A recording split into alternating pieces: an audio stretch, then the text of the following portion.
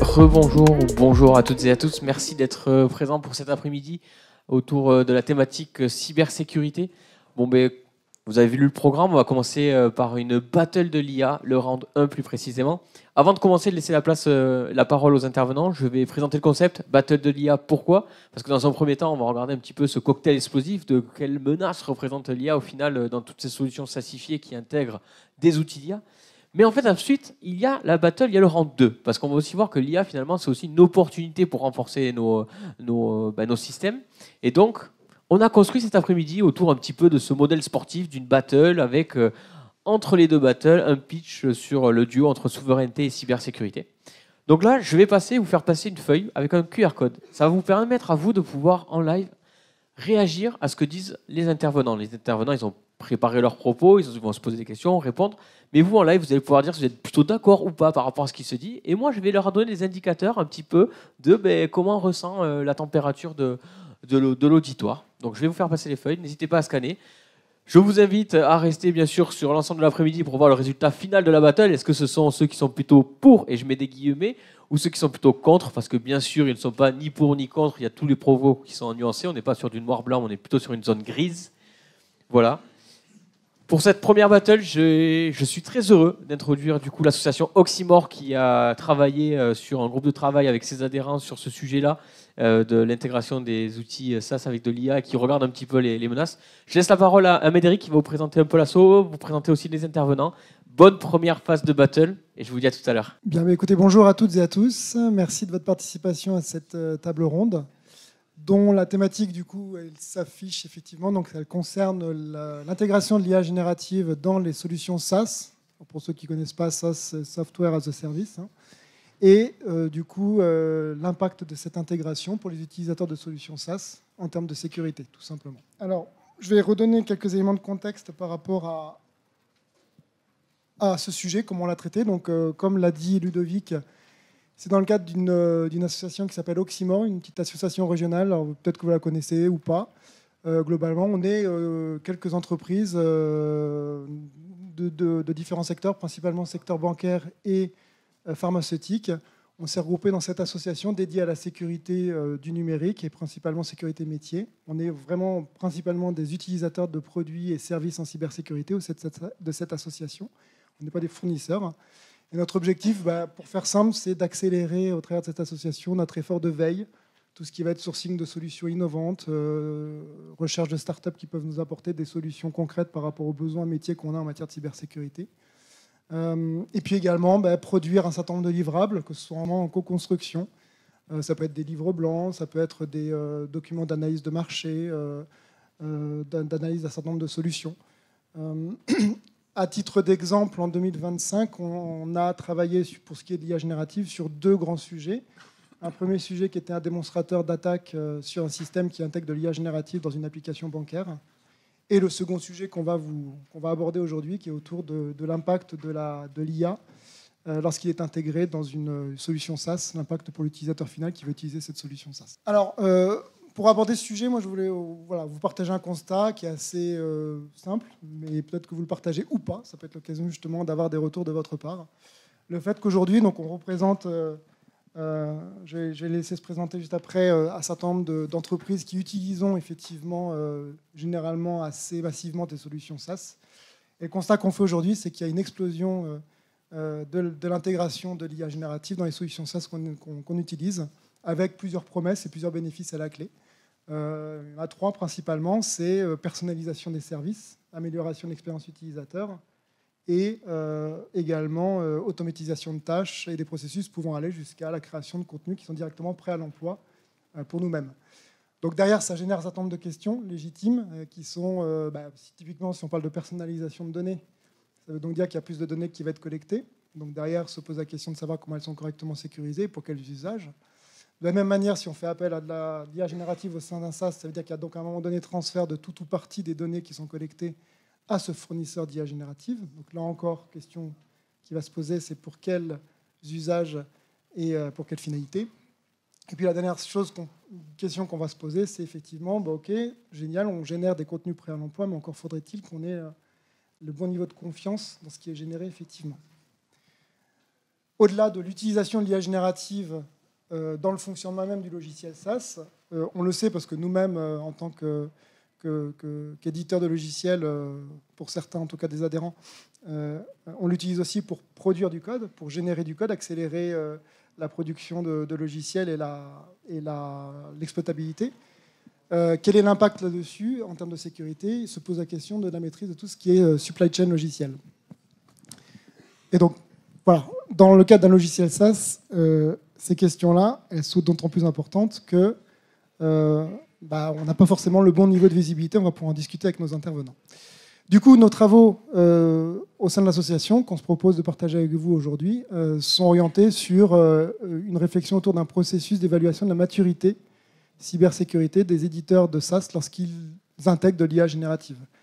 Donc ce processus, pour faire simple, il s'articule autour d'un questionnaire, qu'on pourra aborder effectivement par la suite, qui présente finalement deux niveaux. Un premier niveau qu'on va exploiter lorsqu'on est en tant que consommateur de logiciels SaaS dans une phase de prospection. On cherche un certain nombre de solutions, on en a trouvé sur le marché, on veut savoir jauger un peu quelle est la maturité de l'éditeur qu'on a en face de nous d'un point de vue cybersécurité. Les questions sont assez basiques, quoique ça dépend. En tout cas, elles ne vont pas forcément à un niveau de profondeur très, très, très important. Et le second niveau de ce questionnaire, il est plus dédié à une phase plus avancée, lorsqu'on est en phase de contractualisation avec l'éditeur, où là, on va avoir besoin d'aller vraiment dans le détail de l'analyse de maturité et pourquoi pas être capable de rédiger des exigences contractuelles qui permettent d'avoir un usage safe de la solution SaaS. Voilà. Donc, pour aborder ce questionnaire et finalement l'ensemble des travaux, on a réuni un panel d'adhérents du secteur, comme je vous le disais, bancaire et pharmaceutique et du conseil. Je vais vous proposer de leur laisser la parole pour qu'ils puissent se présenter vos entreprises, votre rôle, votre secteur si vous le souhaitez. À vous les uns. Je vous écoute. Bonjour. Pardon. Je suis Mathias Julien, je suis le directeur audit et conseil de Ciblex Consulting. Ciblex Consulting, c'est un cabinet spécialisé en cybersécurité qui adresse tout ce qui est sujet gouvernance, risque et conformité, ainsi que les audits techniques. On est situé à Castres et notre centre de gravité est à Toulouse-la-Beige, mais on opère sur toute la France et à l'international. Yannick Busca, expert sécurité au sein de BPCE Solutions Informatiques, qui est une filiale qui fait l'édition logicielle des banques et des caisses d'épargne. Et je suis en charge, avec mes collègues, de gérer tous les aspects de cybersécurité, privacy, fraude, dès lors qu'on développe et qu'on maintient un logiciel. Bonjour à tous, Philippe Sarafoglou, je travaille pour le groupe Pierre Fabre, laboratoire pharmaceutique, situé à Castres, Lavore et Toulouse. Et j'occupe un poste de cybersécurité architecte et au sein de l'entité en fait, sécurité stratégique du groupe. Super, merci messieurs. Alors on va rentrer dans le vif du sujet. Première question assez basique, mais qui aura le mérite effectivement de resituer un petit peu le contexte. Est-ce qu'à tour de rôle, vous pouvez nous donner un petit peu votre vision sur les principaux risques de cybersécurité associés à l'intégration de l'IA générative dans votre domaine? Et à l'intérieur de ce constat-là, de cette première vision, est-ce que vous pouvez nous dire quelle est la part des logiciels SaaS dans le déploiement de l'IA générative chez vous? Je vous laisse choisir qui commence. Oui, je peux commencer si vous voulez. Pour nous, premier risque, en fait, c'est sur la partie protection des données. En tant que laboratoire pharmaceutique, on a des données en fait, de santé. Et donc notre premier enjeu, c'est de protéger ces données-là, de pouvoir en fait, donc, identifier les solutions SaaS qui vont pouvoir contribuer à ces processus à la fois R&D et de validation de pharmaceutique. Après, les autres risques, c'est tous les risques liés à la prévention des biais qui pourraient avoir des impacts sur la réalisation des recherches qui sont menées au niveau du laboratoire, mais aussi dans tous les logiciels qu'on n'y pense pas forcément, mais dans tout ce qui est logistique pour toute la chaîne d'approvisionnement. On a des SLA à garantir sur la livraison de certains médicaments sur l'oncologie.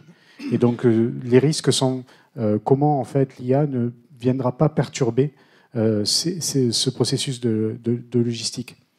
Et enfin, on a un dernier risque, mais c'est juste pour en citer trois.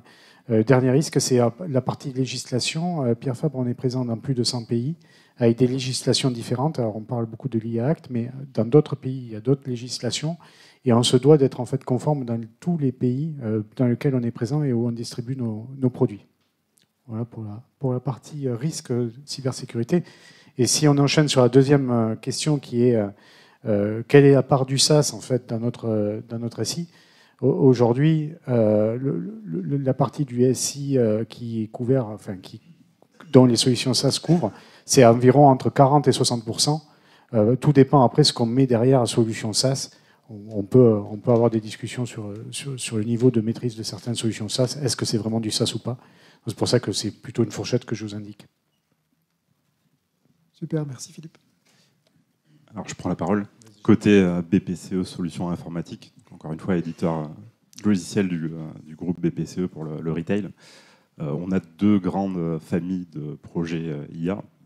La première pour les métiers bancaires et la seconde plus pour notre cœur métier qui est le développement logiciel. Le développement logiciel, ça va embarquer pas mal de choses, des outils qui servent à aider nos développeurs, on en a à peu près 2000, à produire du code plus rapidement, des logiciels qui vont permettre de migrer du code un peu ancien vers des technologies un peu plus récentes, tout ce qui tourne aussi autour des tests unitaires. Donc voilà un écosystème assez large. C'est plutôt sur cette deuxième partie que je vais essayer d'expliquer un peu les risques qu'on voit de notre fenêtre. La première, ou le premier risque, ou la première menace plutôt, ça va partir du principe que dès qu'on va utiliser une fonctionnalité d'IA, on peut, ou elle va nécessiter de collecter tout un tas d'informations. Parce qu'il faut bien avoir en tête que l'intelligence artificielle, en tout cas générative, plus vous lui donnez du contexte, meilleure la réponse sera. Ce qui est, je dirais, le premier cheval de bataille côté sécu, à savoir essayer de donner le minimum d'infos tout en garantissant des réponses qui sont pertinentes. Sachant que quand on pousse de l'activité vers le SaaS, on ne connaît pas forcément derrière toute la chaîne de liaison. On peut avoir un sous-traitant affiché qui, lui, derrière, a encore tout un tas de sous-traitants et on ne maîtrise absolument pas. En tout cas, contractuellement, je dirais que c'est un des premiers leviers qu'on a pour assurer cette maîtrise, mais on ne sait pas où nos données vont partir, qu'est-ce qui va en être fait, ce qui amène à une deuxième menace qui va être qu'est-ce que vont faire tous ces acteurs sur ces chaînes de liaison avec nos données. Alors, on entend parler, l'exemple LinkedIn des derniers jours est assez équivoque, de réutiliser ces données pour entraîner les moteurs d'IA. Ça, c'est une deuxième menace qu'on juge aussi assez pertinente. Et la troisième, là, qui est plutôt propre à nos métiers d'éditeurs logiciels, ça va être le fait que l'intelligence artificielle va pouvoir nous retourner du code alors, qui est malveillant, voire qui va pouvoir s'exécuter sur les environnements auxquels il va répondre, et qui de fait peut entraîner des attaques assez ciblées. Quand il s'agit de quantifier la part de SaaS versus, je dirais, logiciel un peu old school, là je ne saurais pas trop me positionner, mais il faut bien garder en tête que la tendance aujourd'hui, c'est plutôt d'arrêter les déploiements de premise et de pousser au maximum vers des solutions SaaS. On a l'exemple de Salesforce qui a arrêté ses déploiements on-premise. On a aussi un éditeur dont j'ai mangé le nom qui produit Jira, Confluence, qui ne propose aujourd'hui, merci Atlassian, qui ne propose aujourd'hui que des alternatives SaaS. Donc voilà, on est devant aussi ce fait accompli que la tendance à court, moyen terme, ça sera SaaS. Merci Yannick, du coup je prends la balle au bon. Et c'est ce qui amène aussi le changement d'ailleurs du titre de notre intervention, puisqu'au départ notre focus n'était pas seulement sur le SaaS. Alors dans le conseil, en fait, notre première préoccupation par construction, on va dire, c'est les problématiques de nos clients. Donc les cas d'usage IA de nos clients. Et donc au travers de ça, dans les risques que moi je vais pointer, on va retrouver les risques qui ont été évoqués auparavant. Donc là, je pense que le premier risque tout en haut de l'échelle, c'est la perte de données, la fuite de données, la perte de confidentialité, tout ce qui correspond à perdre ces données. Ensuite, on l'a dit, Philippe l'a dit notamment, l'intégrité, tout ce qui est attaque par manipulation, soit les demandes qui sont corrompues, soit les résultats qui nous sont rendus de l'IA générative ont été modifiés d'une façon ou d'une autre. Et ça, c'est sûr que c'est les risques principaux qu'on voit quand on commence à utiliser de l'IA. On ne va pas très loin à ce niveau-là, mais ça nous préoccupe beaucoup, il faut le dire. Surtout par rapport après au traitement qu'on pourra en faire. Les identifier, c'est un point, les traiter, c'est un autre point. Dans la spécificité du conseil, donc nous on regarde aussi les offres d'IA et les cas d'usage qu'on pourrait avoir pour notre conseil à nous, pour notre activité à nous, un petit peu comme Yannick évoquait les besoins métiers et puis les besoins de développement. Donc nous aujourd'hui, chez Ciblex, on va avoir une posture de préservation qui va d'abord être de dire on observe un petit peu comment ça se passe et on va voir ce qu'on va faire. La première exigence, c'est une exigence de sécurité et de confidentialité par rapport aux données des clients. Donc on pourrait être tenté, typiquement dans les analyses de risque par exemple, de mettre plein de documents clients dans une IA pour qu'ils nous en fassent la synthèse et qu'ils nous ressortent les biens supports, les valeurs métiers, des trucs comme ça. Ça, bien entendu, c'est extrêmement dangereux. Là, on perd toute la maîtrise, toute la confiance du client et autres.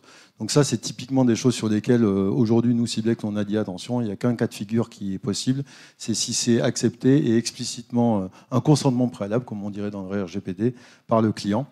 Il y a des écosystèmes et des clients qui ont déjà mis ça en place, donc ça se réalise déjà dans certains clients, notamment de l'aéronautique et notamment à Toulouse. Donc ça, c'est le premier cas de figure. Et ensuite, une autre préoccupation, c'est donc d'identifier les usages de l'IA qui nous seraient utiles, mais dont le rapport coût-efficacité finalement serait positif. Et le point d'attention qu'on a à Ciblex aujourd'hui, c'est la perte du savoir-faire.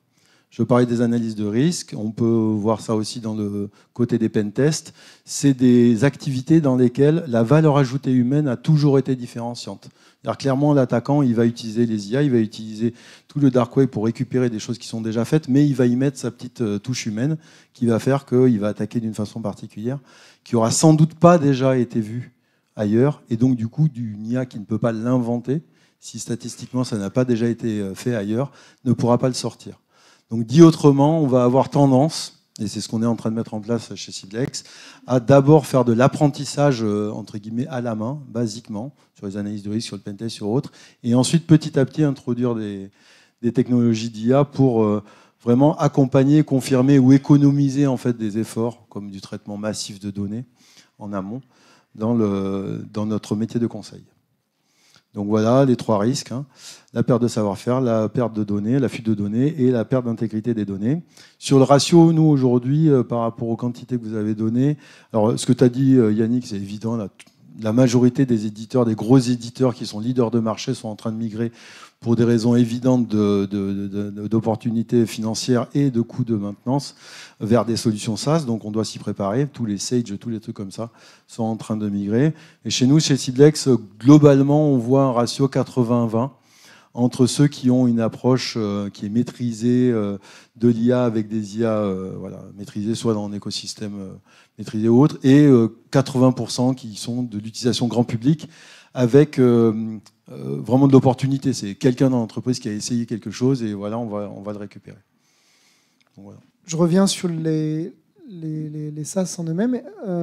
Pour mettre clairement les pieds dans le plat, est-ce que vous avez aujourd'hui une bonne visibilité de la feuille de route de vos fournisseurs SaaS en matière d'intégration d'IA générative? Est-ce que vous avez testé dans les échanges que vous avez pu avoir avec eux votre capacité à pouvoir être correctement informé en continu des mises à jour et des évolutions fonctionnelles qui peuvent être proposées et qui s'appuient sur l'IA générative? Et quels sont les outils, quels sont les moyens qui sont mis à disposition pour vous informer correctement? Qui veut commencer?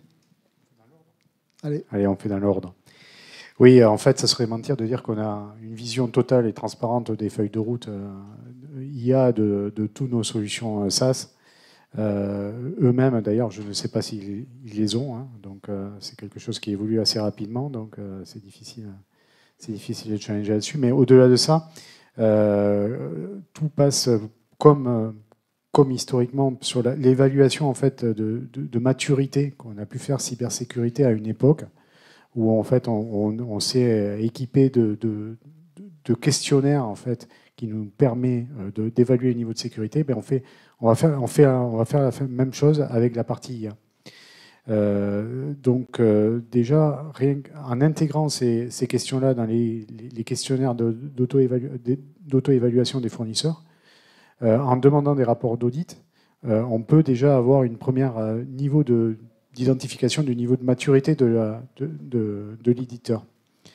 Ensuite, nous, côté Pierre Fabre, on s'est doté d'une charte éthique à l'IA. Donc, quelque part, il y a une exigence de nos fournisseurs à y respecter. Les travaux qu'ils vont effectuer doivent respecter cette charte éthique IA.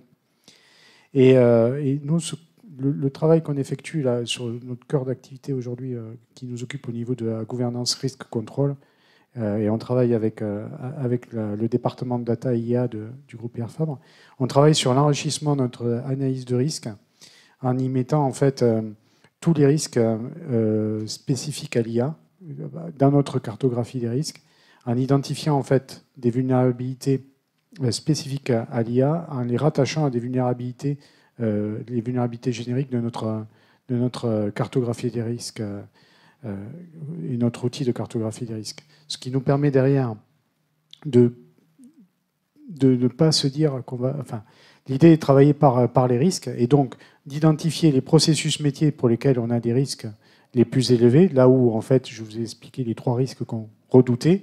Donc, par rapport aux processus métiers qui peuvent engendrer ces risques-là, identifier les processus, les applications SaaS qu'on utilise, et dans ces applications SaaS qu'on utilise pour ces processus métiers, de mettre en place soit des mesures palliatives qui nous permettent, par exemple, d'analyser les entrées et les sorties de solutions d'IA, ou bien de travailler en méthodologie contractuelle avec des garanties que le fournisseur nous assure derrière. Donc, en fait, derrière, on réapplique ce qu'on avait tendance à... Enfin, ce qu'on fait, je dirais, au jour le jour dans un métier d'analyse de risque, en identifiant les vulnérabilités, en identifiant des contre-mesures, et ces contre-mesures peuvent être de 3 types, préventifs, détectifs et correctifs, et ça peut passer par des mesures contractuelles. Alors, côté BPCE, solutions informatiques, on va dire 2 grandes familles. Premièrement, les canaux de communication qu'on a avec les éditeurs un peu historiques, où on a une vision assez claire des fonctionnalités qui vont arriver dans leurs produits. Et là, on rentre, je dirais, dans le cycle que vient d'évoquer Philippe, à savoir analyse de risque. Est-ce que cette fonctionnalité, on l'active, on ne l'active pas, toujours en mode SaaS. Et un deuxième canal, qui sont un peu tous les acteurs un peu nouveaux avec l'avènement de l'IA générative, qui, eux, là, vont pousser, je dirais, de manière un peu brutale en production ces fonctionnalités, et on les découvre sur le tas. 2 exemples assez récents. Premier dans le cas d'usage, qui est vraiment spécifique au métier de l'édition logicielle, qui est la production ou l'aide à la production de code. Où, pas plus tard qu'en juin ou juillet dernier, on a découvert que sur les consoles côté client des développeurs étaient activées des fonctionnalités de MCP et d'agentique, vous connaissez certainement. Et ça, on a été, je dirais, mis devant le fait, sans pouvoir en plus les désactiver simplement. Ça, c'est le premier cas d'usage.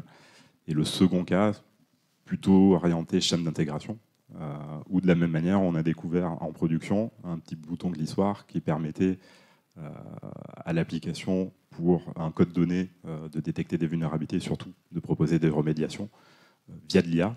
Et quand on a gratté un peu, on s'est rendu compte, c'est ce que j'évoquais au tout départ, que la chaîne de liaison, elle n'était pas complètement maîtrisée, et que du coup, ça pouvait nous mettre à risque. Donc voilà, c'est 2 cas très concrets du monde de l'édition logicielle qui font dire qu'on peut se retrouver aussi devant le fait accompli et en mode réactif plutôt qu'en mode préventif. Ok, alors on a l'exemple et le témoignage de 2 grosses entreprises au niveau international, plusieurs milliers de salariés. Donc, côté Ciblex, on a la chance de voir une diversité d'acteurs, que ce soit en termes de maturité ou en termes de taille ou de secteur d'activité, qui est très très très variée.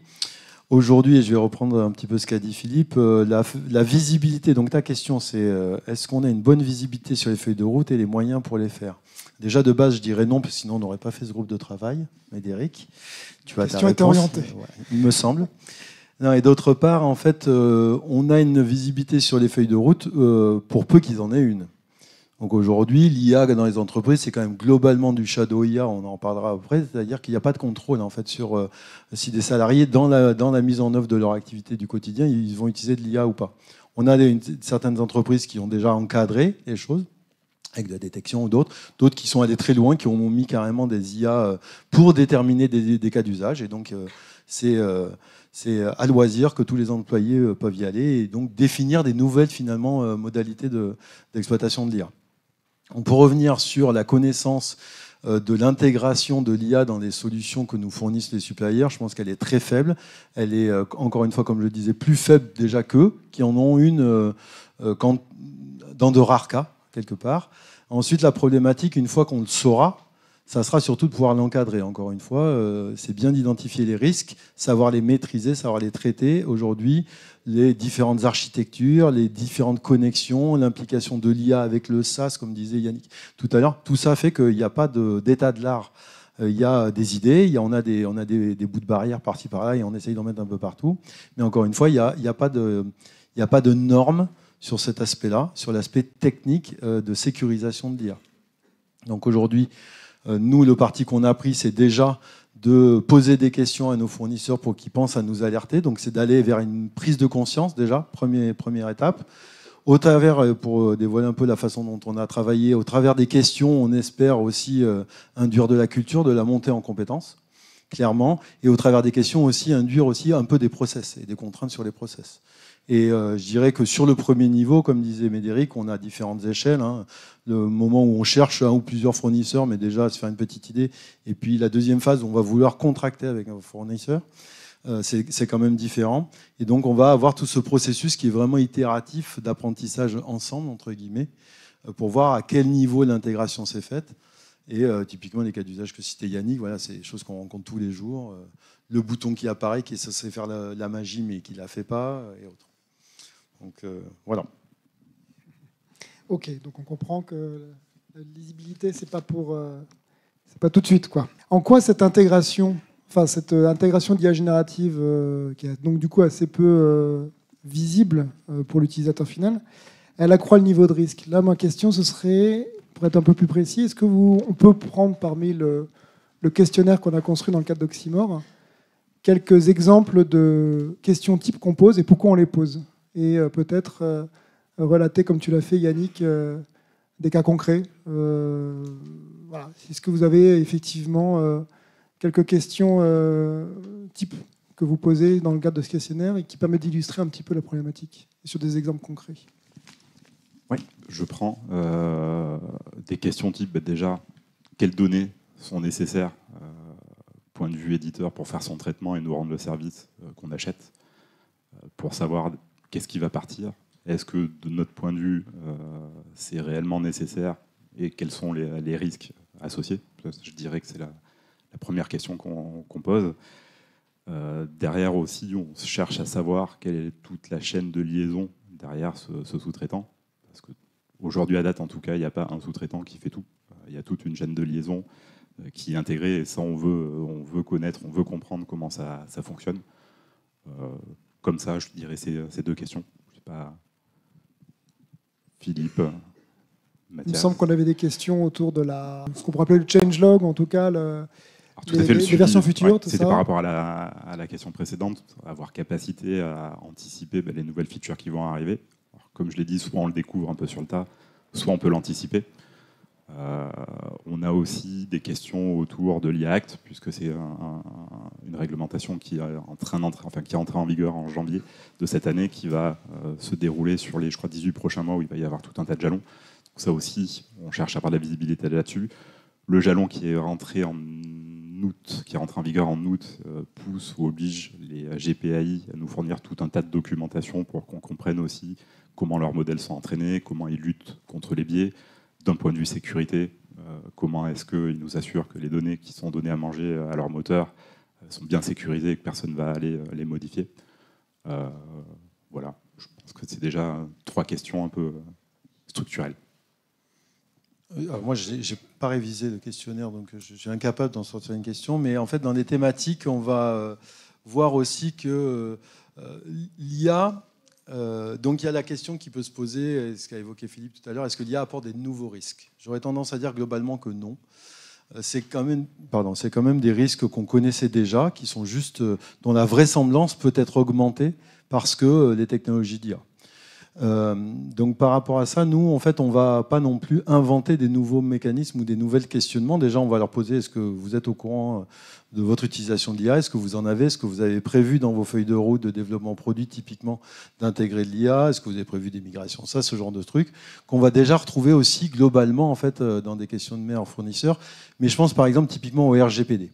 Le cas du RGPD, l'IA et le RGPD, donc il y a un gros warning dessus. Et en fait, on s'est rendu compte que nos questionnaires vers les suppliers sur le RGPD couvrent déjà en fait la collecte d'informations dont on a besoin par rapport à s'ils vont utiliser de l'IA. Donc tout ça pour dire qu'aujourd'hui, on n'a pas fait un questionnaire qui est pur IA avec des questions hyper spécifiques, secrètes, etc. C'est plutôt des extensions des questions qu'on pose d'habitude. Et tout ce qui est la maturité sur le développement, sur la planification avec des logiques de feuilles de route et sur l'assessment cyber, la prise en compte des risques, la gestion des vulnérabilités, va nous donner un certain nombre d'indicateurs. C'est pour ça qu'on a cette démarche, en fait, vraiment, comme l'a dit Philippe tout au début, de modèle de maturité. On va capter quelques informations. Et je voulais faire un parallèle en fait avec les lois qui sont en application cette année. Donc, comme vous le savez sans doute, la petite sœur de Nice 2, c'est Dora, qui a eu le bon goût d'arriver avant pour qu'on voit un petit peu ce que ça allait donner. Et notamment dans le secteur bancaire, ils en savent quelque chose. Pour maîtriser l'IA, il va falloir qu'on maîtrise un certain nombre d'informations, comme par exemple où sont stockées les données. Ça, c'est la première question qui se pose. C'est le premier point qu'a évoqué Yannick, typiquement. Où sont processées les données aussi, ça va aussi se poser. Dans Dora, donc, qui est le Nice 2 du secteur bancaire, on impose à tous les prestataires de technologies numériques du secteur financier d'identifier tous les stockages de données pour tous les prestataires avec les sous-prestataires, les tiers 1, les tiers 2, les tiers 3. On a eu le plaisir de livrer un registre en mars là, pour le compte de nombreux clients. En recherchant ces informations, qui sont juste, voilà, vous avez Amazon, vous avez Google, vous avez un cloud, quel qu'il soit, c'est où? Ça, déjà, la majorité des sous-traitants ne le savent pas. Le premier niveau, ils le savent. Éventuellement, alors Microsoft, ils vous disent, par exemple, 9 pays différents répartis partout dans le monde, elles sont dans ces 9 pays, quand vous avez la licence basique. Donc, on voit bien que la maturité des fournisseurs, pour pouvoir nous répondre des informations pertinentes sur l'IA, il y a encore un grand chemin à faire. Donc aujourd'hui, l'ambition, elle est déjà de pouvoir détecter l'IA, de s'appuyer sur les clauses, toutes les clauses réglementaires que les lois vont mettre dedans, la déclaration d'incident, le devoir d'assistance et autres, qui vont faire qu'on va travailler plus ensemble. Et c'est ce que suggérait Yannick dans ses propos, c'est qu'en fait, on va travailler vraiment beaucoup ensemble, encore plus ensemble avec les fournisseurs, pour pouvoir maîtriser cette IA jusqu'à ce qu'il y ait une norme d'usage de l'IA, des architectures ou autres. Ok. Moi, je voulais revenir sur un sujet parce que je le trouve intéressant. Alors, je sais que côté Pierre Fabre, tu n'auras pas forcément, quoique, on va voir. Le sujet de la filière de dev. Chez nous, en tout cas, parce que je fais partie également de BPCE-SI, on croit beaucoup, en tout cas, en la puissance de l'IA générative pour optimiser la productivité des développements. On voit aussi que c'est compliqué à encadrer. Alors, quand c'est chez un éditeur de logiciels SaaS, ça l'est encore plus. Comment vous voyez le risque selon lequel utiliser un logiciel SaaS qui a été développé avec de l'IA, avec finalement peut-être pas beaucoup de maîtrise ou de contrôle sur ce qui est sorti de l'IA générative, en quoi ça impacte votre maîtrise des risques côté client? Est-ce que vous considérez que c'est quelque chose de particulièrement critique ou de secondaire par rapport à d'autres risques qui arrivent avant? Alors, je prends la parole, même si on est, en effet, côté Pierre Fabre, on ne fait pas d'édition logicielle à proprement parler. On a en fait quelques activités d'édition sur des besoins très spécifiques, sur des applis web qu'on ne trouve pas sur le marché ou très, très spécifiques à notre activité. Mais sinon, on fait essentiellement appel en fait, à des logiciels que soit historiquement on embarquait on-premise et maintenant, en fait, comme le disait Yannick, on est amené à utiliser des solutions SaaS qu'on utilise et qu'on intègre. Donc du coup, il y a une partie qui, alors je ne sais pas si je vais répondre tout à fait à ta question, mais je pense que c'était important de le préciser. Nous, donc on est soumis à la validation pharma. La validation pharma, ça utilise une norme GXP pour Good X, ça dépend du secteur d'activité où vous êtes, et Practice, c'est le P du GXP. Et en fait, lorsque en fait, on a donc une application qui sert à un produit pharma, elle est validée pharma, tous les process sont validés pharma. Et dans cette norme-là, il y a quelque chose qui est bien et qui nous aide, nous, au niveau cybersécurité, c'est qu'on doit faire une analyse d'impact entre chaque 2 release notes de 2 versions de produits. Alors, il y a des applis où ça n'existe pas, mais par exemple, quand on sélectionne une appli SaaS qui doit répondre à une application validée pharma, on va exiger à ce que des release notes soient obligatoirement fournies par l'éditeur.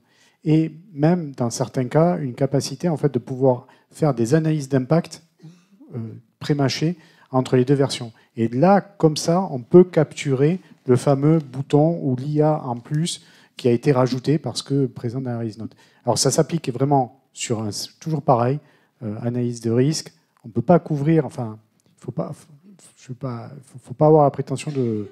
Il faut savoir où sont ces risques et se prioriser là-dessus. Et donc, dans ce cadre-là, nous, on travaille en collaboration avec notre département qualité, où on intègre, en fait, à travers l'analyse qu'ils font des release notes, des détections de lorsqu'il y a de l'IA qui nous contactent. Parce que le plus important, c'est toujours d'être, en fait, dans les processus d'identification soit des nouveaux produits, soit des évolutions de produits. Un peu à côté de la réponse, mais... Yannick, tu veux pas plus? Non, par rapport au risque à proprement parler, on ne reste que éditeur logiciel. On est un moyen pour notre métier de gagner en productivité, d'améliorer la relation client. Je dirais que les scénarios de risque que j'ai évoqués au tout départ, ils restent. Maintenant, comme l'a dit Philippe, le tout, c'est de discuter, s'assurer que les métiers comprennent bien les enjeux. On a la chance dans le secteur bancaire d'être soumis à tout un tas de réglementations, métiers, des fois avec un impact assez fort sur la partie cyber. Mais je dirais que ça ne reste qu'un moyen. Les impacts, on les voit à travers les analyses de risque, les cartographies des risques qu'on fait au jour le jour. Ça ne change pas forcément la donne d'un point de vue purement gestion des risques. Moi, je peux rajouter peut-être quelque chose. Il me paraît important de...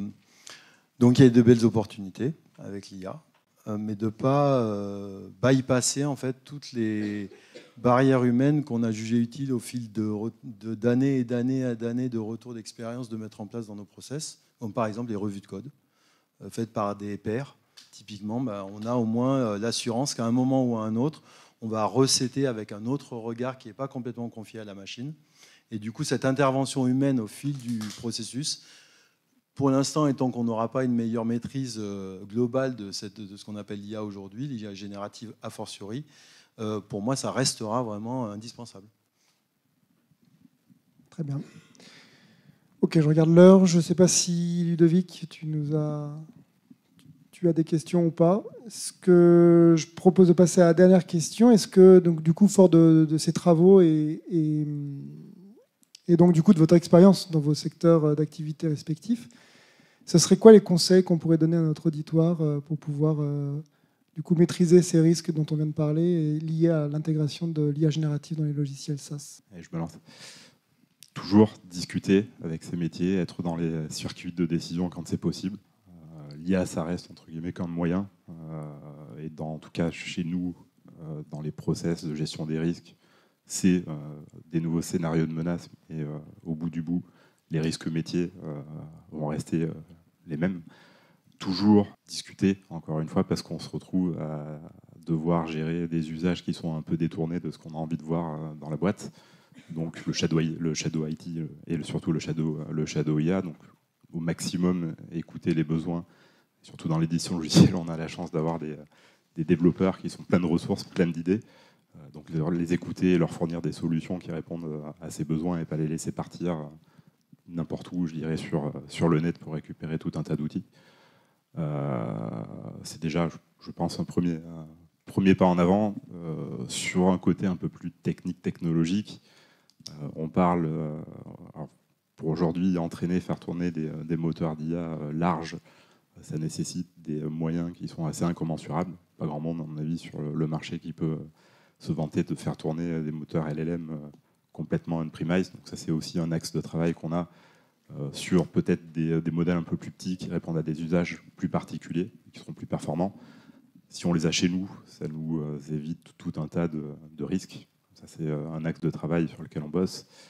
On a aussi des sujets avec Oxymore de tout ce qui tourne autour du filtrage. Il y a eu un pitch à midi là-dessus, filtrage des prompts, donc pour détecter des données à caractère personnel, plus propres au secteur bancaire, des données bancaires, bêtement, plus propres à l'édition logicielle, tout un tas de choses qu'on n'a pas envie de voir partir n'importe où et qui est présent dans notre code. On peut avoir des secrets, par exemple, qui sont hard-codés. Ben ça, on est en phase, je dirais, d'études d'outils qui permettent de nettoyer tout ça à la volée. Donc, j'ai envie de dire, il y a autant des aspects pure gouvernance que technologique qui nous permettent d'adresser ces sujets. Et dans les relations qu'on a avec les fournisseurs de SaaS, le questionnaire sur lequel on a bossé en interne BPCE-SI et qu'on a aussi élargi au travers d'Eximor pour bien cadrer, pouvoir sélectionner les bons éditeurs, ou en tout cas sur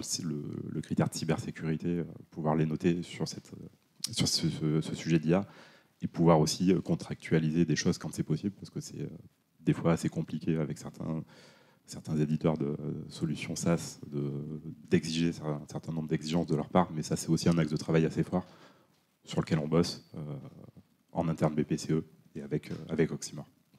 Super, merci Yannick. Philippe? Oui, c'est vraiment ce travail en fait de l'enrichissement du security by design avec les aspects IA. Et en fait, se reposer sur ce que vous avez pu mettre en place comme security by design, privacy by design dans votre entreprise, dans votre structure, pour pouvoir traiter ces nouveaux scénarios de menaces liés à l'IA. Les risques, vous l'avez dit, tu l'as dit, il n'y a pas de nouveaux risques. En fait, ça ne fait que accroître, ça ne fait que des nouveaux scénarios de risques. Donc en fait, il faut s'appuyer sur l'organisation déjà en place pour rajouter ces scénarios de risque, les identifier et trouver des contre-mesures qui vont avec. Et puis le deuxième pan, c'est la sensibilisation, la communication auprès de chacun des collaborateurs sur OK, l'IA, c'est vraiment très performant, mais derrière, tout le monde, vous êtes un public déjà averti, on est averti, mais eux, l'utilisateur, le collaborateur, ne voit pas forcément derrière l'utilisation de l'IA les risques liés à cet usage-là. Et donc, les métiers ont tendance toujours forcément à vouloir avoir les meilleurs produits, les meilleures rentabilités. Et donc, toujours pareil, l'explication, avoir cette capacité d'empathie vis-à-vis des métiers pour leur faire communiquer ces risques et leur prendre conscience que c'est eux qui prennent des risques et non pas l'entité cybersécurité qui prend des risques, c'est eux. Et donc, voilà, ça nous fait encore un truc de plus à porter quand on est dans notre métier d'analyse de risque tous les jours, un de plus qui se rajoute, mais c'est juste un outil, quoi, l'IA. C'est comme on avait eu des développements d'autres outils précédemment. Donc pour essayer de tenir l'objectif de Ludovic de 2 minutes, en conclusion, je pense qu'il y a un premier élément, mes deux autres collègues l'ont dit, il est important d'en parler et surtout d'inciter à la déclaration. J'utilise de l'IA ou j'ai envie d'utiliser de l'IA. Donc ça, à vous de voir dans vos entreprises comment ça se passe. Mais je pense qu'il n'y a que des bénéfices à faire ça, parce que de toute façon, aujourd'hui, il y a de l'IA qui est utilisée, on ne maîtrise pas encore les biodes, alors l'IA, vous imaginez bien, dans les entreprises. Donc ça, c'est le premier point. Le deuxième point, je pense qu'il faut s'inspirer des champions, de ceux qui vont être tirés par les exigences réglementaires. Typiquement, dans l'aéronautique, l'année prochaine, il y a Partia, qui est l'équivalent de l'intégration de la security dans la safety, qui va forcer en fait, les industriels et le secteur d'activité aéronautique à avancer, à trouver des réponses concrètes, même si elles sont mauvaises ou bonnes, peu importe, il va falloir en trouver. Donc s'appuyer sur ça. Ensuite, moi, mes 2 conseils, c'est basique. Il faut pas croire au paradis de l'IA. Nous, on est obligés, on est le battle numéro 1, on vous montre le côté obscur de la force de l'IA. Il est sûr qu'il y a des tonnes d'opportunités qui sont offertes par l'IA. Il ne faut pas perdre la raison. Si ça paraît trop beau pour être vrai, il ne faut pas y aller. Il ne faut pas confier trop de tâches ou des périmètres trop dangereux ou trop critiques à vos IA, au moins dans des phases d'expérimentation. Ça va juste être prudent, ça me paraît quand même la meilleure des choses. Et puis, il ne faut pas oublier quelque chose qui, pour moi, est Et le conseil principal en cybersécurité, que technicien qu'on soit ou autre, c'est le bon sens. À un moment donné, il faut avoir du bon sens. Il faut remettre de l'humain dans les phases importantes, etc., etc. Il faut s'appuyer sur ce qu'on maîtrise. L'IA aujourd'hui, qu'on soit un expert ou pas un expert, aujourd'hui on ne maîtrise pas. Eh bien, merci beaucoup, messieurs, pour votre retour d'expérience. Et puis, on va rendre la main à Ludovic. Et puis, on reste disponible s'il y a des questions pour approfondir le sujet avec grand plaisir. Super. Merci beaucoup à tous les quatre, merci à tous. Vous avez marqué des points, parce que là j'avais plus de 15 points positifs alors que personne ne dit négatif, donc vous avez marqué des points. Hâte de voir ce que la battle, le round 2 va rendre. Et merci à toutes et à tous d'être revenus pour cette seconde battle de l'IA. Le premier round était sur ceux qui étaient contre un peu l'IA, vous regardez, menaces autour de l'IA, et nous maintenant on va s'intéresser à toutes les opportunités que l'IA nous permet d'avoir, notamment en matière de cybersécurité. Dans un premier temps, je vais laisser nos intervenants se présenter. Je vais faire de la gauche jusqu'à ma droite, en commençant par France. France, je vous invite à prendre votre micro, et comme ça, je rends le micro à Patrice. Je crois que je me suis trompée de salle. J'ai oublié la battle. Je pense que la battle 1 était assez intéressante. De toute façon, on ne peut pas voir les opportunités sans s'intéresser aux risques. Donc, France Charrier, je suis avocat et aussi déléguée à la protection des données et présidente de l'association d'intérêt général DataRing. Donc, on essaie de promouvoir un numérique responsable, c'est-à-dire un regard mesuré, distancié par rapport à l'IA, pour s'en saisir tout en conservant notre intégrité cognitive. Ça ne sera pas si simple. Donc, tout est autour des notions de reprendre le contrôle et qui décide. Bonjour à tous, merci pour cette invitation, puis merci pour votre présence. Donc, je suis Bruno Cognier, je travaille chez SFR Business, donc la filiale B2B de SFR, vous connaissez tous. On est un opérateur intégrateur convergent et je m'occupe de tout ce qui est stratégie innovation sur l'infrastructure, le réseau et la cybersécurité.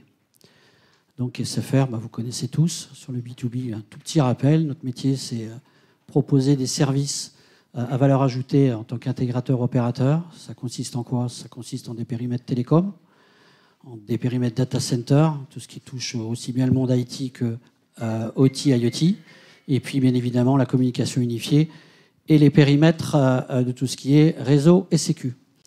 L'IA chez SFR et SFR Business, c'est deux sujets. Je suis un utilisateur de l'IA dans le cadre de mon métier, donc je pourrais vous expliciter quelques cas d'usage. Et puis, bien évidemment, mon métier, c'est de promouvoir des solutions et des offres au niveau de mes clients. Et donc, il se pose beaucoup de questions sur, lorsqu'on met de l'IA, on est sur des infrastructures à mettre en place. Et le vrai sujet, c'est quelle infrastructure mettre en fonction de quel cas d'usage.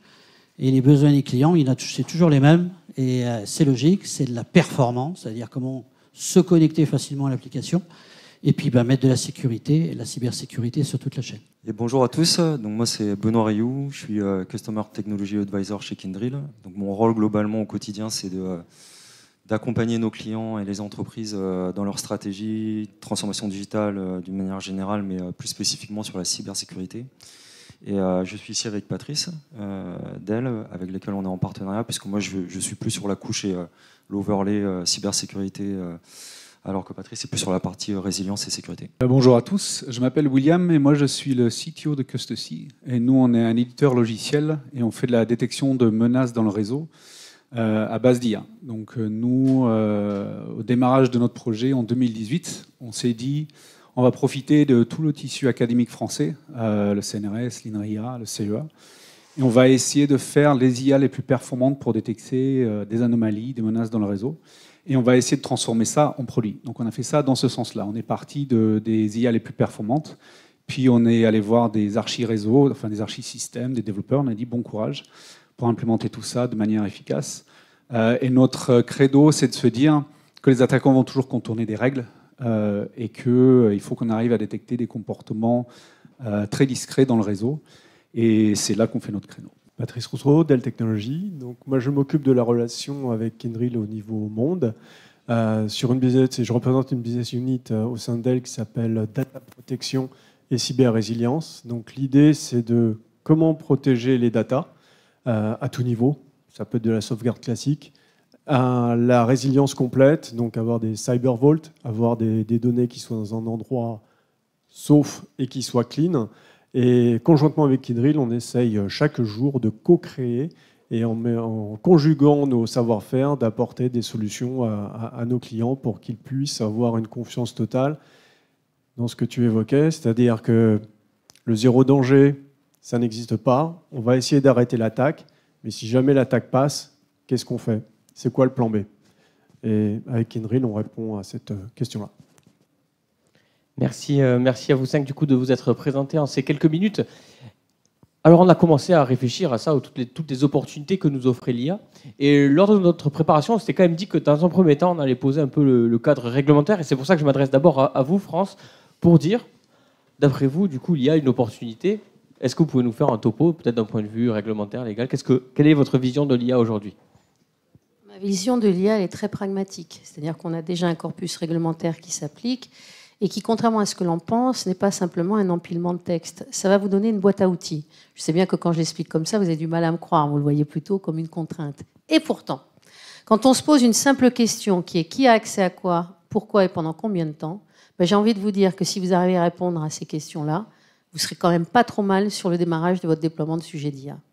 Donc vous avez disposition du Code du travail déjà qui s'applique avant de parler de l'AI Act ou du RGPD. Pourquoi? Parce qu'il faut savoir, est-ce que c'est une technologie nouvelle? Ça c'est important. Et pourquoi c'est important? Parce qu'on va avoir des enjeux au moment du déploiement et en amont du déploiement, eh bien, d'acceptabilité, d'intelligence collaborative et de s'intéresser au capital humain. Parce que l'IA, elle n'est pas faite pour remplacer une expertise, mais l'expertise, elle va se déplacer. Donc, ce sont tous les enjeux de dialogue social, technologique, au sein des organisations, notamment des plus de 50. Donc, ce qui va être important, c'est pour ça que j'en parle, c'est parce que vous avez eu du déploiement de POC aujourd'hui qui embarque de l'IA, parce qu'on est dans la hype de l'IA, c'est merveilleux, ça peut même faire le café. Donc, on a l'impression, on a cette injonction paradoxale, il faut tous faire de l'IA. J'ai envie de vous dire, discernement, lenteur, distanciation. Le sujet, c'est pas de faire de l'IA, c'est quand est-ce que je dois en faire, quand est-ce que je peux en faire, pour quel cas d'usage et avec qui et pourquoi et comment. Donc ça, c'est un travail très en amont, l'usage, la finalité. Et là, le Code du travail, il va vous aider. Le Code du travail, il va vous aider. Pourquoi? Parce qu'il va vous dire, ben voilà, c'est des hommes que vous gérez. Ce sont des individus, il faut qu'ils soient en capacité. On est dans un environnement où on avance à toute vitesse. Est-ce qu'on est en capacité aujourd'hui de digérer cette avalanche de technologies? Donc il y a toujours une simple question. C'est Human on the Loop, ça veut dire quoi? Donc avec l'IA Act, ça veut dire que je dois savoir qui porte la responsabilité, qui décide, et de ne pas utiliser l'IA, notamment dans le service public, pour me défausser en responsabilité. C'est toujours nous, on doit savoir ce qu'on porte, avoir la conscience de ce que l'on a, et ce qui va être central pour les algorithmes, c'est de s'intéresser à la logique sous-jacente. Et des questions assez simples. Et là, j'en viens au RGPD, parce qu'il n'y a pas un prompt, il n'y a pas une invite, il n'y a pas un traitement de données qui, à un moment donné, ne va pas gérer des données personnelles. Elles vont où? Il se passe quoi? On les conserve pendant combien de temps? Qu'est-ce qu'elles disent de vous si on les recoupe avec d'autres? C'est important. Ensuite, l'algorithme. L'IA Act, il est là pour quoi? Alors, je sais que c'est la première réglementation. Je sais que certains États qui ont des monopoles et qui veulent que la loi du marché fasse sa loi veulent imposer une dérégulation à outrance. J'ai envie de vous dire, mais c'est la régulation pour l'innovation. Il faut la simplifier, on est tous d'accord là-dessus, mais en gardant une seule et même boussole. Qui va décider in fine? Si je dois déléguer ma capacité de choisir et de décider, je ne l'utilise pas. Donc nous, quand on a déployé des solutions d'IA, y compris au cabinet, parce qu'on a des jeunes ici, pour certains qui sont là, eh on a regardé le machin arriver. Bon, comme des poules qui regardaient un couteau, qu'est-ce qu'on va en faire? Parce qu'on a déjà des éditeurs de logiciels, on a des tonnes et des tonnes de documents à lire. Est-ce que je vais leur expliquer qu'ils ne vont plus lire? Est-ce que je vais leur expliquer qu'ils ne vont plus réfléchir alors que c'est la langue des probables? Non. Et qu'on est sur un droit romano-germanique où effectivement on ne fait pas du copier-coller, où on raisonne. Donc on a des nouveaux outils, et dans ces nouveaux outils, quelle est la valeur que je vais en dégager et pour quels usages? Et donc ça a été un gros enjeu au cabinet. Et pourquoi je vous ai parlé de dialogue social technologique? Parce que ça a été une approche collaborative. Et ensemble, eh bien, on a fait notre premier chatbot avec nos petits moyens. On ne fait que de l'open source en local au cabinet. Pourquoi? Parce que pour les professions juridiques, ce qui doit d'abord nous préoccuper, c'est la cybersécurité et la confidentialité des données, compte tenu de la sensibilité des données qu'on gère. Donc on ne va pas faire n'importe quoi. On ne va pas déployer du copilote sans discernement, même si ça peut être très bien pour d'autres utilisations. Non. On est modeste. Et on traite. Et on essaye. Et il y a une chose très importante qui se passe, c'est qu'il y a beaucoup de shadow AI aujourd'hui. 95% des organisations n'ont pas de ROI sur leurs solutions de déploiement ou d'utilisation de l'IA. Seuls 5% en tirent les fruits. Et bien dans ces 5%, la question qu'on doit se poser là tous ensemble, c'est pourquoi ces 5% y arrivent. Ben, peut-être parce qu'ils ne se précipitent pas et qu'ils prennent le temps du pourquoi et du quand. Eh ben, je suis parfaitement en phase et je m'inscris dans la continuité de ta mission. Moi, mon métier, ce n'est pas de développer une IA générative pour un client, c'est de l'aider à la mettre en place et qu'elle puisse avoir une vraie cyber-résilience. Au-delà de la cybersécurité sur toute la chaîne, il y a aussi la performance. Quand je parle de performance, c'est de pouvoir avoir accès très rapidement à l'info et qu'il n'y ait pas des problématiques de latence et que l'application ne rame pas, pour faire simple. Il y a une vraie expérience utilisateur. Nous, les besoins clients en fait, qu'on a, bon, déjà, il faut voir ce qu'on veut dire par IA, mais lorsque je fais des échanges avec les clients, lorsqu'on a des demandes clients, la première chose qu'il faut se dire, c'est que l'IA, c'est un projet métier, par définition. C'est le patron de la boîte qui décide d'aller sur l'IA pour aller gagner de l'argent. Baisser les coûts de revient, innover, proposer des nouvelles solutions. Et on est dans une approche pure métier. Et la personne qui gère l'infra doit proposer une architecture et des services cyber-résilients pour pouvoir répondre aux attentes du boss. Donc lorsqu'il vient me voir, en fait, on se rend compte que déjà, il y a un niveau de maturité au niveau d'une charte de l'entreprise, de savoir qu'est-ce que l'IA, comment on l'utilise. Parce que faire de l'IA, il y a un projet métier, mais il y a aussi, comme on vient de le dire, la partie juridique, la partie éthique aussi. On ne peut pas manipuler de la donnée et faire n'importe quoi. Il y a la formation, la sensibilisation des utilisateurs pour qu'ils puissent comprendre à quoi sert l'IA et comment on va l'utiliser. Et puis après, bien évidemment, quelle architecture je vais mettre en fonction de quel use case. Donc moi, en termes d'architecture, le conseil que je donne, c'est chaque projet d'IA a sa propre archi. Et à partir du moment où on a dit ça, quels sont les use cases? Alors les use cases, quand ils sont métiers, on a des gros avantages à mettre de l'IA. Typiquement, on voit les secteurs aujourd'hui dans l'industrie, l'IA sur tout ce qui est automation, tout ce qui est énergie, c'est concaténer des données et puis pour pouvoir faire avoir en temps réel de l'information. Côté SFR, par exemple, on a tellement d'équipements partout sur toute la France que mettre de l'IA nous permet d'avoir une approche proactive de la gestion des incidents. Si vous avez une meilleure qualité de service, c'est entre autres grâce à l'IA. Donc on travaille sur plein de chantiers, et effectivement, comme tu le dis France, beaucoup de chantiers n'aboutissent pas toujours à un investissement sur un projet IA parce que le marché évolue, ça tâtonne, et où ça progresse surtout par rapport à l'enjeu métier et le fameux ROI qui n'est pas toujours existant ou réfléchi même en amont. Ensuite, il faut voir les éditeurs. Tous les éditeurs aujourd'hui, quels qu'ils soient, proposent de l'IA dans leurs solutions. Métier, infrastructure ou autre. Je vous ai parlé du use case de superviser des équipements réseau. Vous travaillez avec Cisco, ils vous proposent de l'IA. Vous travaillez avec SAP, ils vous proposent de l'IA. Vous travaillez avec de la communication unifiée, ils vous proposent de l'IA. Tous proposent d'évoluer pour une meilleure qualité de service ou une meilleure cybersécurité, remonter les infos. Donc toute la difficulté, c'est de trouver le bon écosystème, de ne pas mettre de l'IA partout, et puis surtout d'avoir une bonne infra, pour protéger l'infrastructure en fonction de... Typiquement, le marketing, aujourd'hui, il va faire de la veille. Est-ce qu'il peut utiliser Copilot? Oui, pour de la veille, on s'en fout. Par contre, j'ai le médecin qui veut faire un diagnostic médical, la mettre chez Copilot, ça va être un peu compliqué.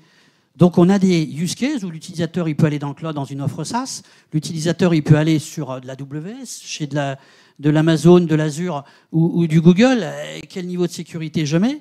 Et puis bien évidemment, la grande tendance c'est que plus au niveau des réglementations comme l'a évoqué à ma collègue, l'idée c'est effectivement de la mettre on-premise, surtout pour des projets avec des données extrêmement sensibles.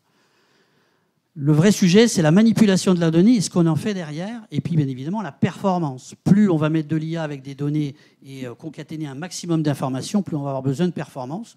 Donc, vous connaissez tous le fameux NVIDIA qui fait des cartes d'accélération pour pouvoir justement traiter de plus en plus de données et avoir du temps réel. Et donc, ça bouge beaucoup. Ce sont des gros investissements, plus les projets sont ambitieux.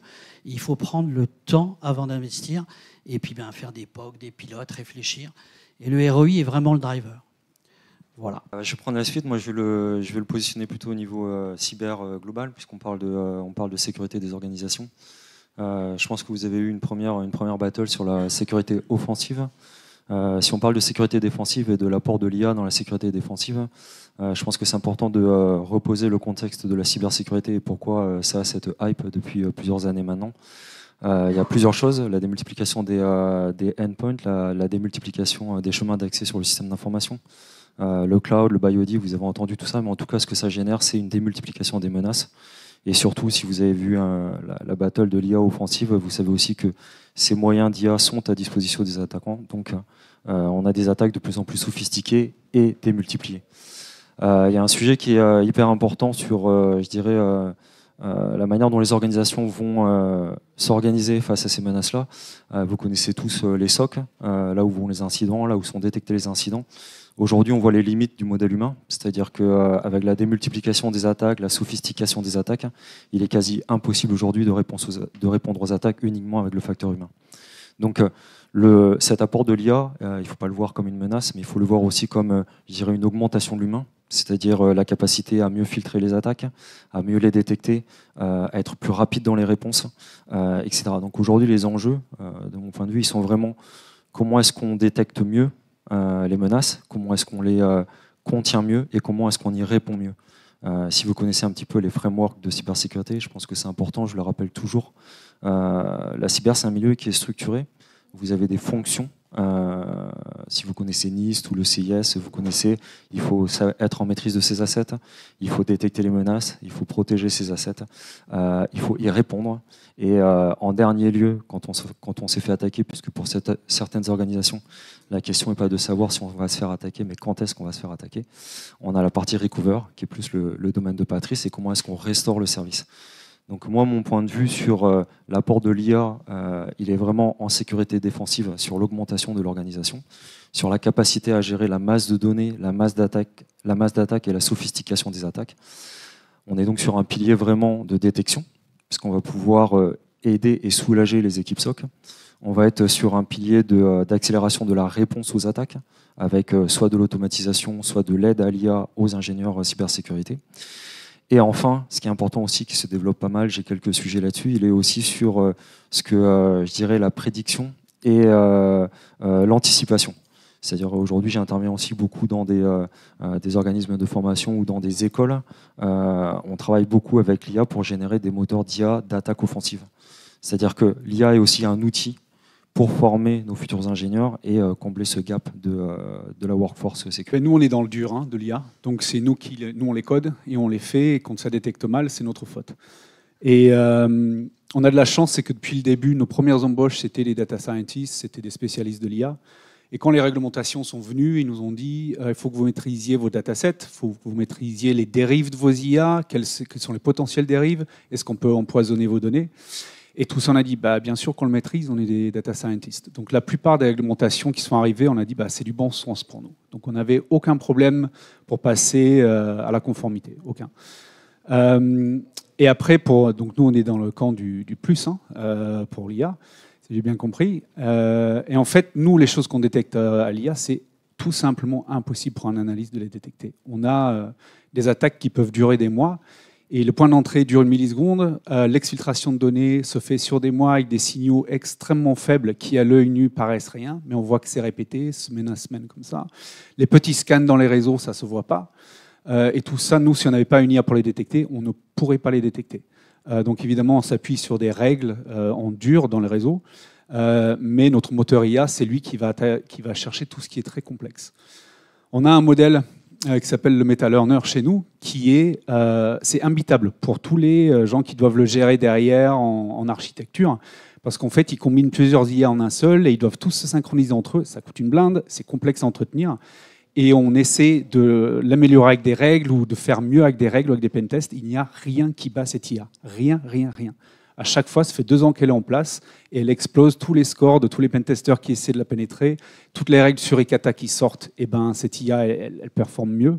Et donc, on ne peut juste pas la remplacer. On n'a pas le choix, il nous faut de l'IA pour détecter.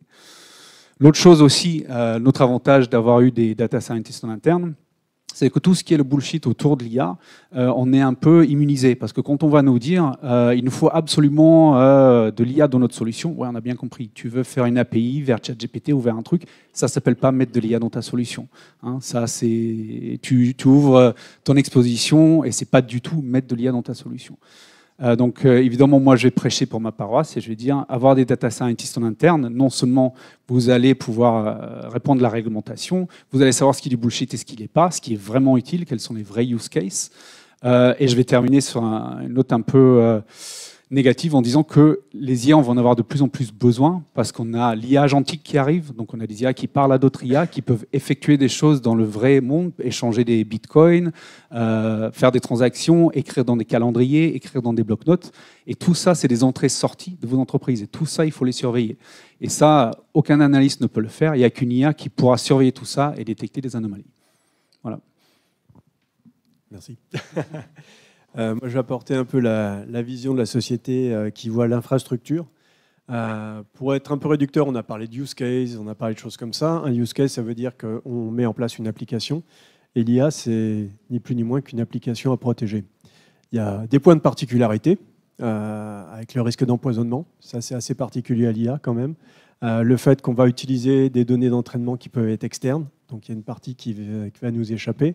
Mais nous, on est focalisé sur ce qui est in-house, on va dire. Donc comment est-ce que je protège ma donnée et surtout comment est-ce que je m'assure que je suis en capacité de reconstruire cette application. Et pour donner un scope un peu plus large, l'IA, c'est une application comme une autre. Et l'entreprise, les challenges d'entreprise aujourd'hui, c'est comment reconstruire mon système d'information, MVC, Minimum Viable Company, en cas d'attaque ransomware ou autre qui soit réussi. Donc c'est ce sur quoi on travaille avec Kyndryl. Donc on a un certain nombre de piliers dans cette offre, qui est de dire il nous faut une copie des data, il nous faut une copie des data qui soit coupée du réseau. Il faut que ce coffre-fort soit complètement hermétique, soit complètement immuable et sécurisé. Et il faut, petit point de détail, qu'on soit sûr que les datas qu'on a mis si bien au chaud ne soient pas déjà chiffrées. C'est l'histoire de Sony Pictures. Ils faisaient des sauvegardes. Et puis quand ils se sont fait attaquer par les Nord-Coréens, ils ont tout détruit, les postes de travail, les serveurs, les baies de stockage et les systèmes de backup. Ils ont voulu restaurer avec ce qu'ils avaient comme sauvegarde et ils se sont rendus compte qu'elles étaient chiffrées.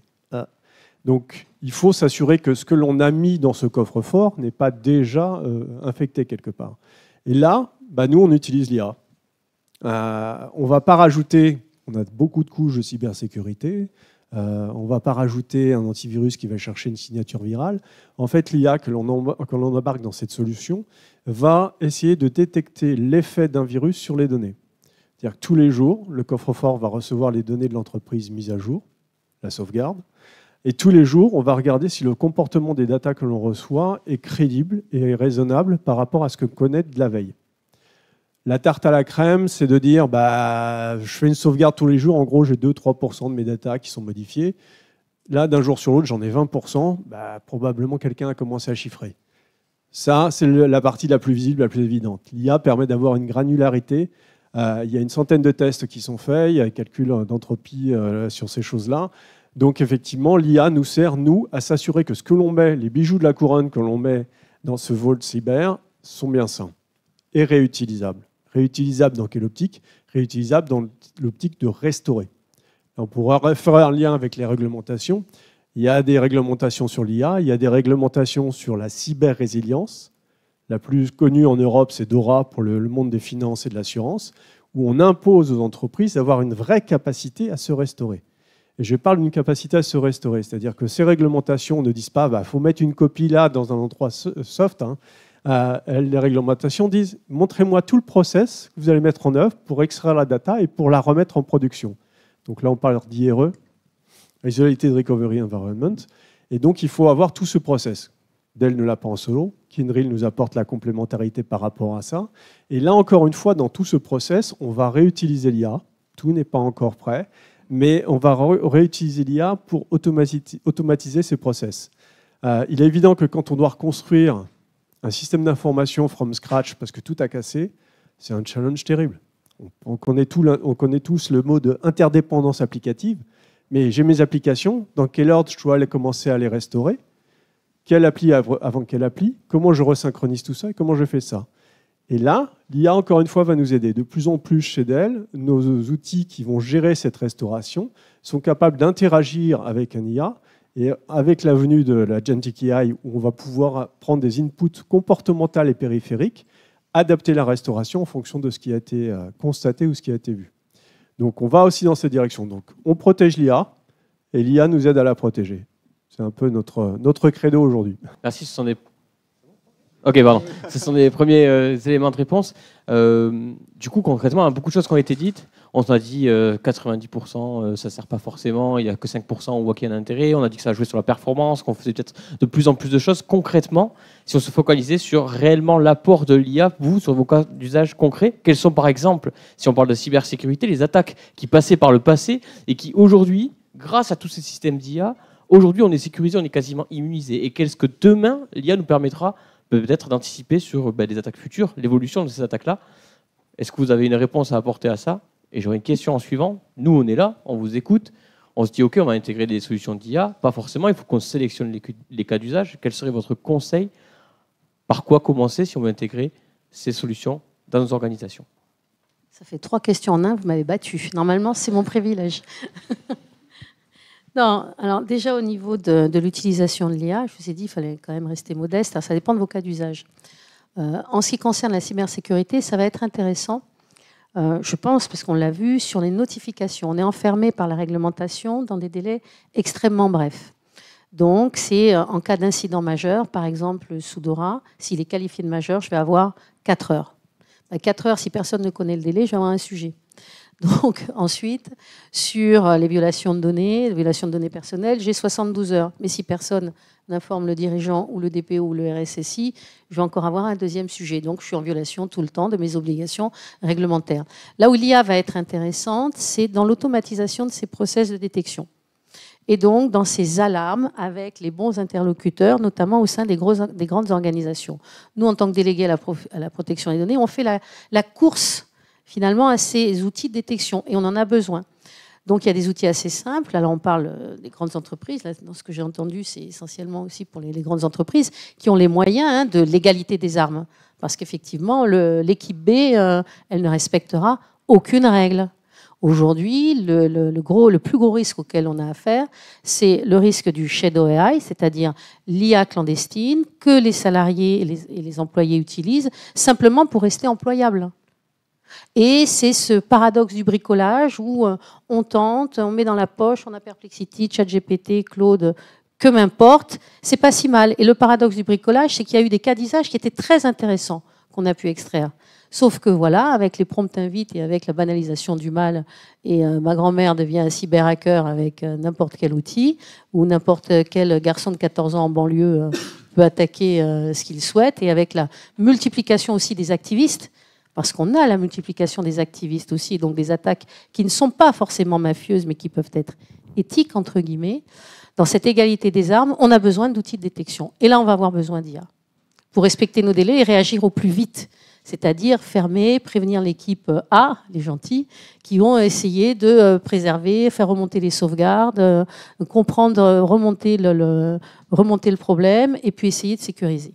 Ça, c'est un exemple. Le deuxième exemple qu'on a eu au cabinet, c'est qu'on a une réglementation qui est de plus en plus complexe. Et on a des jeunes informés. Et donc, je vous ai expliqué que c'était... moi, je n'ai pas vocation à remplacer mes collaborateurs et mes jeunes stagiaires, mes jeunes juristes par des IA. Encore une fois, c'est le langage des probables, ce n'est pas du raisonnement, c'est du calcul. C'est très différent.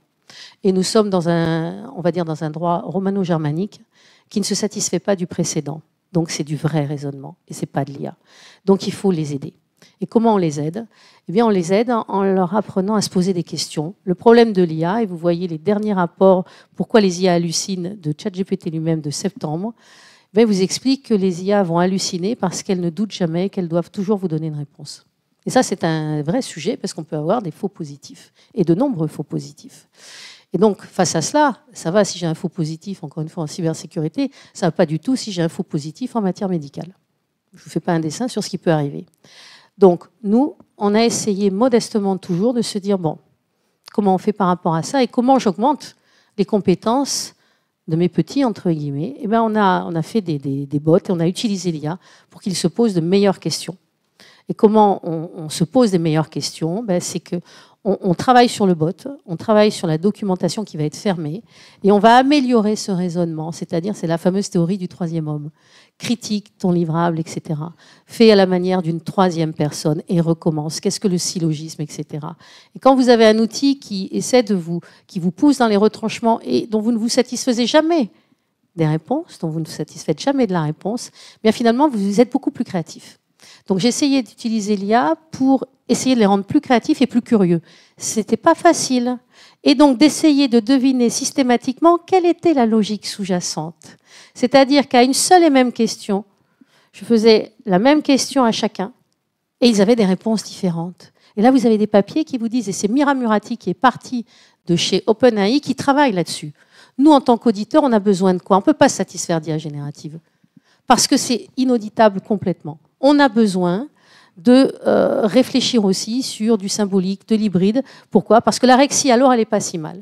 Et donc, Mira Murati, dans ses travaux sur Seeking Machine, travaille justement pour réduire ces hallucinations. Donc, ce n'est pas terminé. Donc, il ne faut pas se satisfaire d'une IA, il faut rester de plus en plus curieux et de les utiliser pour se poser, notamment en cybersécurité, de meilleures questions. C'est ça qui, moi, je le voyais dans ce sens-là.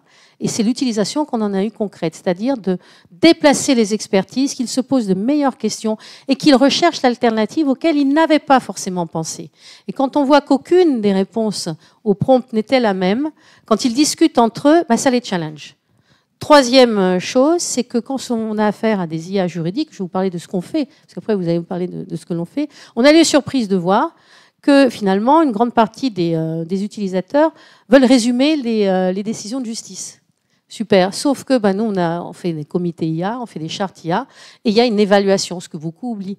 Et quand il y a des remontées d'incidents, on a fait des fiches d'évaluation. On s'est rendu compte de quoi? Que certains des éditeurs juridiques, dont j'oublierai le nom, il va falloir qu'ils calent beaucoup de choses, parce qu'on est, le roi romano-germanique, vous savez, il est un peu taquin.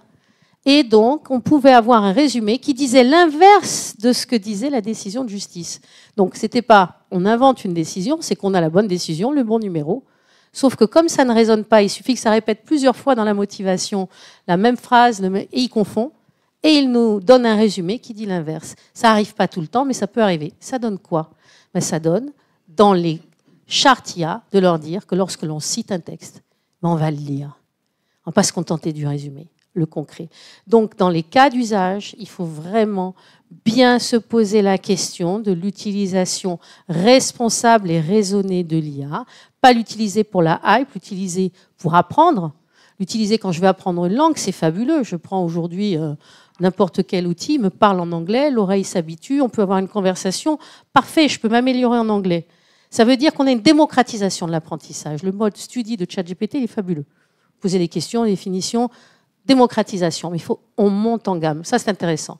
Et ensuite, sur le plan de la cybersécurité, quand on sait que pour les PME, 80% aujourd'hui de notre valeur en France, parce qu'on ne va pas se rêver, 80 n'ont pas les moyens de la cybersécurité. Ils ont moins, c'est l'étude Impact Cyber, ils ont moins de 2 000 € par an à consacrer. Ils n'ont pas ces moyens-là.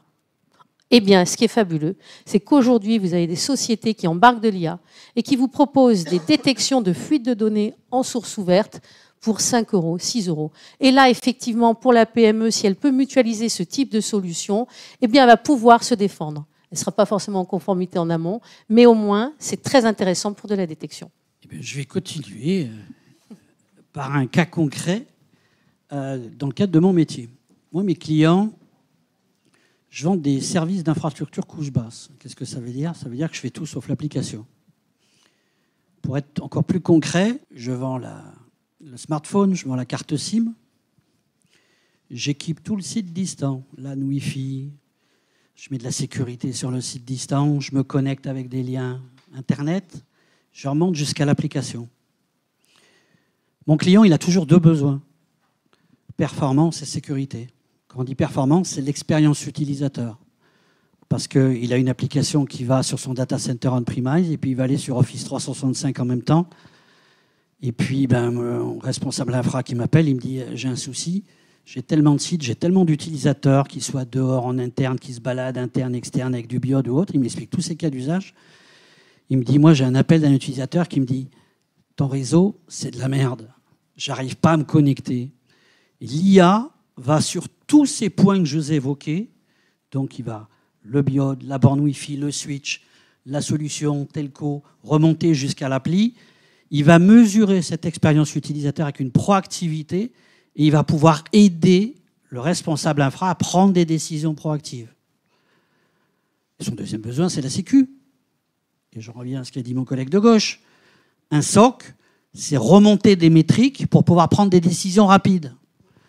Plus je mets des assets, plus je mets des infos, plus la puissance de l'IA avec ses performances vont être capables d'aider à détecter l'attaque, à comprendre la problématique et de gérer la réponse sur incident. Très important pour les notifications et les obligations. Moi, je vais le remettre au niveau cyber. Je pense que si on parle de sécurité défensive, c'est important de repositionner la cybersécurité.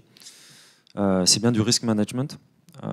C'est différent d'autres transformations digitales. On est bien sur une acceptance du risque et sur une gestion du risque. Donc quand on parle de priorité, je pense que c'est important. Alors je vais prêcher un peu pour ma paroisse, mais je vais vous faire une réponse de consultant. C'est que c'est important que vous soyez en maîtrise de votre maturité sur l'ensemble des piliers de la cybersécurité pour savoir où est-ce que vous devez mettre l'effort. Je vous prends un exemple simple. Si vous voulez protéger l'ensemble de vos assets, mais que vous ne savez pas où ils sont, ça n'a aucun intérêt. Donc si vous prenez les 5 fonctions très simples du NIST, la première fonction c'est Identify, et Identify c'est identifier vos assets. D'accord, donc je pense qu'il y a un premier point qui est très important. Ensuite, le deuxième point, quand je parle de cyber, au-delà du risk management, c'est d'être en connaissance de ce à quoi vous êtes exposé. Vous pouvez avoir une société qui n'est pas forcément très exposée, qui ne va pas avoir besoin de contre-mesures élaborées ou sophistiquées. Donc la priorité, et c'est important je pense parce qu'il y a une vraie dérive des budgets cyber, il y a une vraie hype aussi sur les tarifs cyber, c'est d'être en conscience de ce à quoi vous êtes exposé et ce contre quoi vous devez vous protéger. Donc je pense qu'il y a 2 éléments importants, le risk management, votre exposition aux menaces. Hein. Il y a des outils pour ça, l'ASM, l'attaque surface management, il y a des outils pour ça, pour que vous soyez en connaissance de ça. Et in fine, on ne fait pas de la cyber pour faire de la cyber, l'important c'est la continuité de service. Et c'est bien pour ça que dans la réglementation, on a en priorité ce qu'on appelle les PRA et les PCA. Donc même si c'est un peu moins cyber et c'est dans la sécurité et dans la résilience, c'est extrêmement important que vous soyez déjà en capacité de restaurer votre service. Puisqu'à un moment donné, la question, elle n'est pas si vous allez vous faire pawner, mais quand. Donc je pense que c'est important de resituer le débat sur la sécurité défensive. L'IA a un apport énorme dans l'accélération, dans la capacité de réponse, etc. Mais la question aussi que vous devez vous poser, c'est à quel risque vous êtes exposé, quelle acceptance au risque vous savez, et quelle est votre capacité à restaurer votre service. Moi, je vais plutôt partir sur la question, parce que tu en as posé 3, sur la question comment savoir ce qu'il faut intégrer ou pas, et comment. Et moi, le nombre de fois où je vais à une réunion sur un produit qu'on veut mettre en IA, et je parle à un product manager, un business manager, et je demande à parler au data scientist, et niet, il n'y a rien. Embaucher des data scientists, enfin, embaucher des gens qui savent implémenter ces IA, qui connaissent leurs limites. Je veux dire, le nombre de personnes qui vont faire appel à Google, Azure, pour avoir un LLM qui tout simplement va résumer de la doc, alors qu'un Mistral ou un Llama que vous pouvez mettre sur une carte graphique d'un Mac vous aurait suffi largement. Ça diminue votre surface d'attaque, ça diminue les coûts, et ça, n'importe quel spécialiste IA, il vous le dira. Et je pense qu'il faut commencer toujours par, si vous voulez implémenter de l'IA dans votre solution et être crédible à ce niveau-là, vous devez avoir au moins une petite équipe de data science. Enfin, démarrez par ça. Et l'autre point que je veux dire, c'est n'acceptez pas c'est une boîte noire. Ça, c'est des foutaises. Hein. Ça fait un moment que c'est pas vrai. Depuis les Transformers en 2015 et depuis les technos qu'on peut mettre dessus, on comprend très bien comment les IA prennent leurs décisions, sur quoi elles s'appuient, quelles sont leurs faiblesses et comment elles entraînent leurs données. Donc ça, ne l'acceptez pas quelqu'un qui vous donne un logiciel et qui ne veut pas vous expliquer jusqu'au bout quelle était la décision de l'IA dans la réponse qu'elle vous a donnée, quelle était la part de la décision qui est due à l'IA. Ça, il faut vous poser cette question. Parce que tous les gens qui sont venus après sur la hype et qui disent oui, on intègre de l'IA, ben demandez-leur, ok, quelle partie de cette décision a été prise par l'IA et sur quelles données et pourquoi. Et s'ils ne savent pas répondre, c'est qu'ils ont juste intégré de la hype chez eux et qu'ils n'ont pas vraiment fait une solution from scratch avec de l'IA. Ils ont un problème d'assurance surtout. Je vais faire très court, il doit me rester 2 secondes. Juste une réflexion, on parle d'IA. Quand on parle d'IA, on parle beaucoup de l'IA qui va remplacer l'homme, etc., etc. C'est un peu la vision qu'on peut avoir. Et ben dans ce discours de la cybersécurité, c'est pas superflu non plus. Il ne faut pas oublier que le premier vecteur de risque dans les infrastructures, c'est l'humain. L'ingénierie sociale pour les hackers, c'est quelque chose de très important. Donc oui, la techno est là. La techno est là pour attaquer, la techno est là pour défendre. Mais il ne faut jamais oublier tous les process qui tournent autour, ce qui est encore une fois le vecteur de notre partenariat avec Kyndryl, et le fait qu'il ne faut pas négliger l'humain et qu'il faut sensibiliser les utilisateurs, sensibiliser ses employés à tous ces risques pour qu'ils s'adaptent également. Avec des choses qui ne coûtent pas très cher, des vraies chartes IA collaboratives et co-construites. C'est essentiel. Sinon, vous aurez du shadow AI de partout et on ne pourra rien surveiller, rien détecter, rien notifier. Et là, la route est longue ensuite sur votre capacité d'indemniser ou de couvrir le risque. Tout le monde n'a pas 3 mois de trésorerie devant lui. Merci à tous les 5 d'avoir participé. Je vous demanderai quand même de les applaudir chaleureusement, s'il vous plaît. Merci d'avoir joué le jeu. Exercice très difficile, et il a été, pour être totalement transparent, il a été difficile parce que même dans la préparation de l'IA est une opportunité, nous on y voyait déjà les menaces aussi, donc ça a été très compliqué de se positionner sur cette casquette pour. Malheureusement il y a un verdict sur les 2 battles, on a eu 19 voix positives tout à l'heure, on a 6 voix pour le côté, 6 voix maintenant, donc on a perdu, donc les gens sont encore un petit peu pessimiste. Bon, après, on a une communauté cyber, donc eux, ils voient plutôt la menace, mais c'est très français aussi d'être un peu négatif sur l'IA. En tout cas, il y a de belles choses qui ont été dites. J'espère que vous retenez le positif.